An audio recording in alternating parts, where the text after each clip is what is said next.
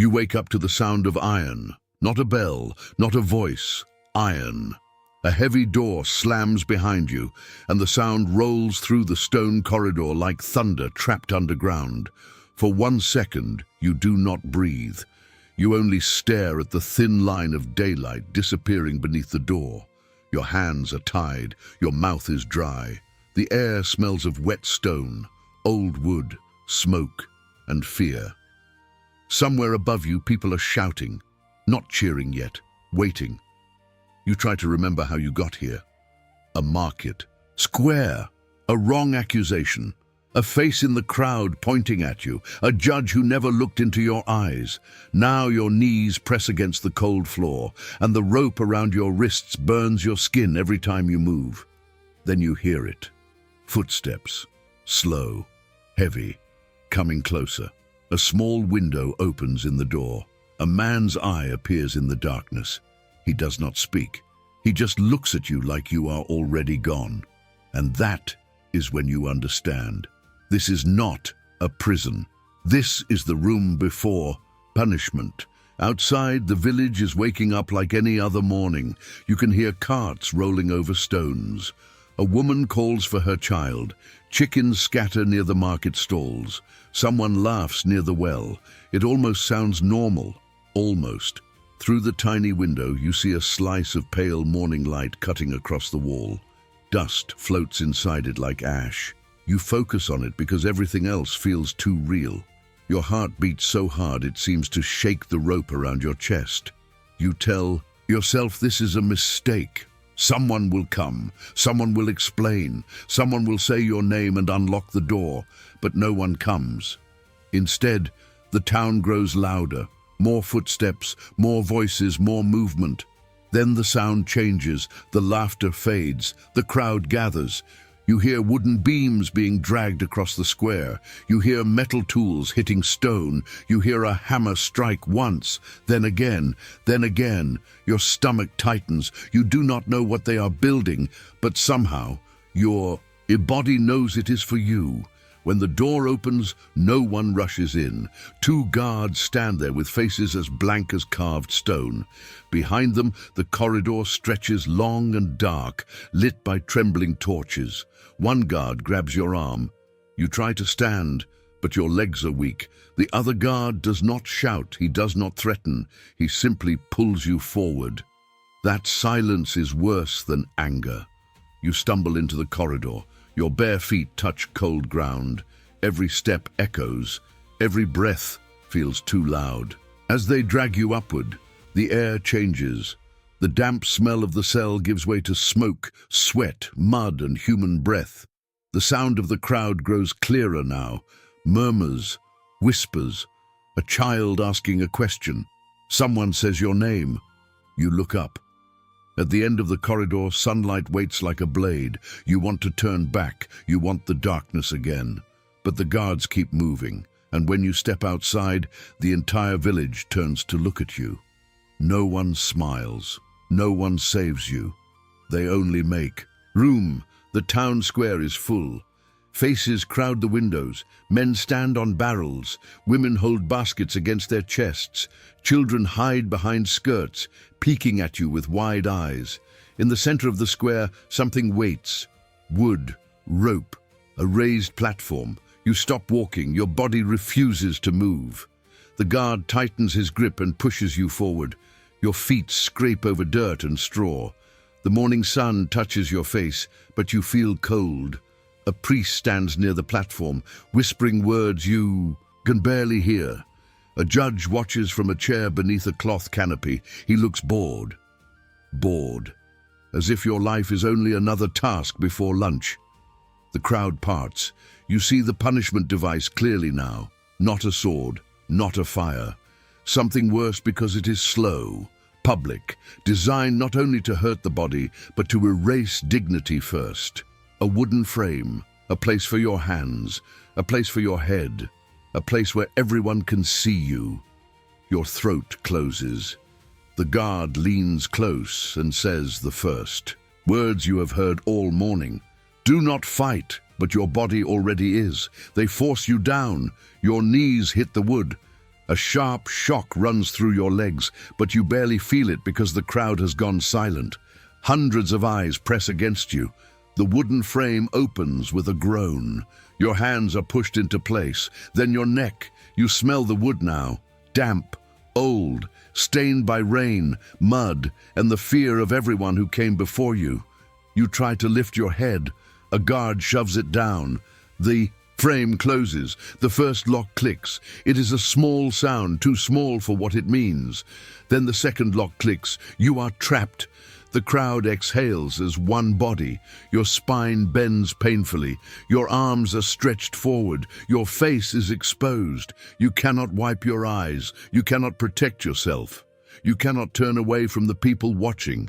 Someone laughs, not loudly, just enough. Heat rises in your face. You realize this punishment is not only about pain, it is about making you visible. Making you helpless, making the crowd feel powerful because you are not. At first they only stare, then someone steps closer. A man you saw yesterday selling bread, a woman who once smiled at you near the chapel, a boy carrying a small stone in his hand. The first insult cuts deeper than you expect, not because it is clever, because it comes from a familiar voice. The crowd begins to move like weather before a storm. Murmurs become words. Words become shouts, shouts become permission. You hear your name twisted into something ugly. You feel mud hit the wood near your cheek. You flinch, but you cannot move away. Someone laughs again, closer this time. The sun climbs higher. Sweat runs down your back. Your shoulders ache. Your mouth tastes like dust. Flies circle your face and you cannot lift a hand. Minutes stretch. Then they break, because time stops feeling like time. There is only the next voice, the next step, the next sound from the crowd. You search for one merciful face, just one, but every eye either judges you or looks away. And somehow, looking away hurts more. By afternoon, the clouds gather. At first you are grateful for the shade. Then the rain begins. Cold drops strike your neck, your hands, your face. The wood swells. The ropes tighten. Dirt turns to mud beneath the platform. The crowd thins, but it does not leave. Some people run under. Awnings. Others stay to watch, wrapped in cloaks, eyes shining beneath hoods. You shiver. Your muscles burn from holding the same impossible position. Your legs tremble. Your back screams. Your thoughts begin to slip. You remember your home. The sound of a door opening freely, the warmth of bread, the feeling of lying down when tired. Simple things, things you never thought could become dreams. Thunder rolls beyond the rooftops. For a moment, the whole square flashes white. In that instant, you see every face, the judge gone, the priest gone, the guards still there, the crowd still hungry. You understand the worst part now. This punishment does not need a blade. It uses time. It waits for your own body to become the prison. When darkness falls, you think the nightmare will end. It does not. The square empties slowly, but not completely. A few people remain near the tavern, drinking, watching, laughing in low voices. The guards stand by the wall, half hidden in torchlight. The night air is colder than you imagined. Your fingers are numb, your knees ache, your neck feels locked in place forever. Every breath is shallow. You hear rats moving near the stalls. You hear rain dripping from rooftops. You hear your own heartbeat. It is slower now. Heavier. You try to pray, but the words fall apart inside your mouth. You try to stay awake because sleep feels dangerous, but exhaustion creeps in like fog, soft and merciless. Your eyes close. Then your body jerks awake from pain. Again and again. The town sleeps around you. That is what breaks something inside you, not the crowd, not the guards, not the wood. The fact that the world can keep sleeping while you are still trapped in the center of it. Before dawn, the cold becomes unbearable. Mist crawls through the square. The torches burn low. The sky is not black anymore, but not blue either. It is the color of old metal. You hear footsteps. For one impossible second, hope rises. Maybe they are coming to release you. A guard approaches with a key. The sound of it is beautiful, metal against metal, life returning. He unlocks one side of the frame. Your hand slips free, but you cannot move it. Your arm hangs numb and useless. Then the second lock opens. Your head lifts only a little before pain shoots through your body. You collapse forward. The guard catches you, not with kindness, but because the crowd has begun to return, and the show is not finished until everyone sees the ending. Mourning faces gather again, quieter now.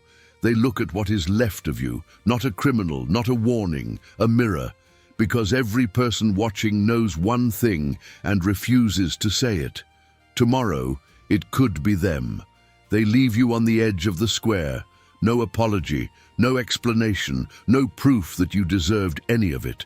Just the cold ground beneath you and the first sunlight touching the rooftops. The village begins again. A cart rolls by. A woman opens her stall. A bell rings from the chapel. Life returns with cruel normality, as if nothing happened in the center of the town, as if the wood is not still there, as if your breath is not still shaking. You look back at the punishment frame. It stands empty now. But it does not look harmless. It looks patient, waiting. That is the truth they never say aloud. Medieval punishment was not always meant to end you quickly. Sometimes it was built to make you feel every second, to make the crowd remember, to make fear walk home with everyone who watched. And as you crawl away from the square, you understand something you wish you had never learned. The most terrifying part was not the wood. It was not the rope. It was not even the pain. It was the silence of everyone who could have stopped it and didn't.